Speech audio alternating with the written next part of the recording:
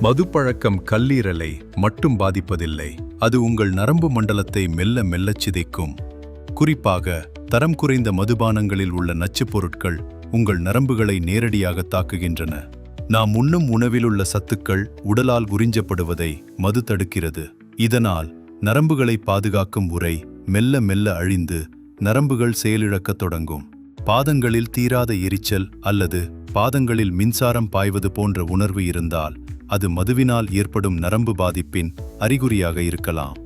நாட்கள் செல்லச் செல்ல நடக்கும்போது தடுமாற்றம், கைகளில் பலவீனம் மற்றும் தசைப்பிடிப்பு ஏற்பட்டு அன்றாட வேலைகளை செய்ய முடியாமல் போகலாம்.